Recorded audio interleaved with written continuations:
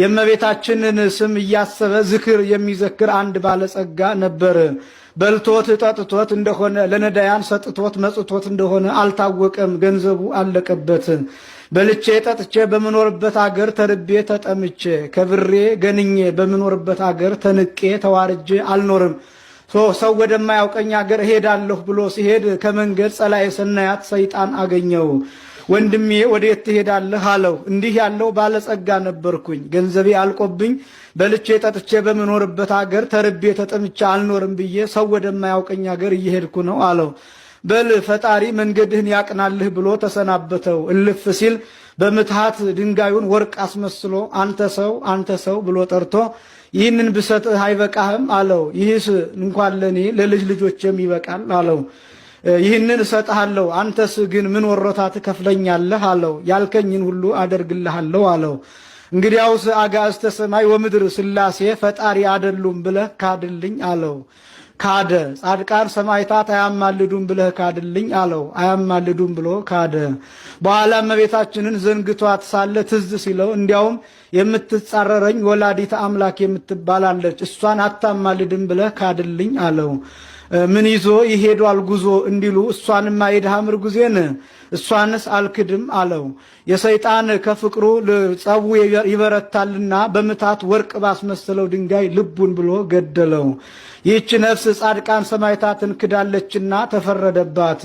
ጻድቃን ሰማዕታትም ተክደዋልና የማያማልዱ ሆነ። እመቤታችን ቀርባ ልጄ ሆይ ይህችን ነፍስ ማርልኝ አለችው። ከልብኑ ይትመሃር እምዬ እናቴ ሆይ ውሻ ወደ ቤተ እግዚአብሔር ሲገባ ዝም ይሉታልን? ይህችስ እኔን ወዳጆችን የካደች ናትና ምሕረት አይገባትም አላት። ለዘጸውአ ስመኪ ወለዘ ገብረ ተስካረኪ እምህር ለኪ ስምሽን የጠራውን መታሰቢያሽን ያደረገውን እምርልሻለሁ ያልከኝ ቃል ኪዳንህ ታበላ ልጄ አለችው። እናቴ ሆይ እንዲህ ያልኩሽ ከምግባር ያዳጠውን ነው እንጂ ከሃይማኖት የተናወጠውን ነው።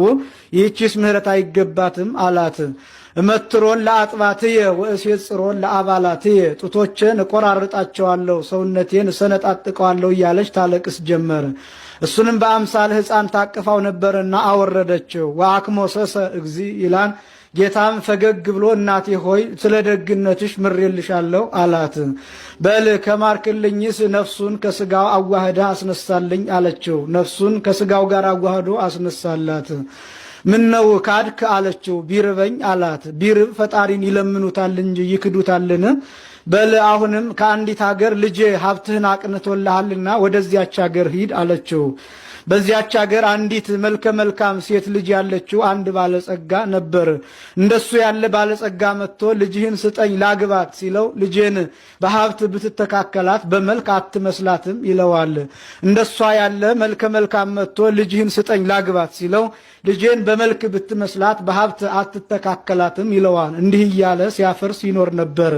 እንዲህ ማድረጉ ስለምን ነው ቢሉ ልጁ አንድ ብቻ ናትና መለየቱ ቸግሮት ነው ይላሉ። ያ ባለጸጋ ከቤተ ክርስቲያን ሂዶ የባለጸጋ ጸሎት አጭር ነውና አንዲቷን ልጄን ሀብቷን አቅናልኝ እድሜዋን አርዝምልኝ ብሎ ተቀመጠ። ያ ሰው ቤተ ክርስቲያን ሂዶ ለእንግዳ ቤተ ክርስቲያን እየዞሩ ማየት ልማድ ነውና እየዞረ ሲያይ ከዚያ ሰው ደረሰ። ሂዶ ከፊቱ ቆመ። ያ ሰውም ትንሽ እንቅልፍ ሽልብ አድርጎት ሳለ እመቤታችን አንተ ሰው ብላ ጠርታ ያችን ልጅህን ለዚህ ሰው ስጠው ብላው ተሰወረች። ብንን ቢል ሰውየውን ከፊቱ ቆሞ አገኘው። በልና እንሂድ ብሎ ወስዶ ልጁን አጋብቶት ንብረቱን አውርሶት ከዚህ ደረሰ አልተባ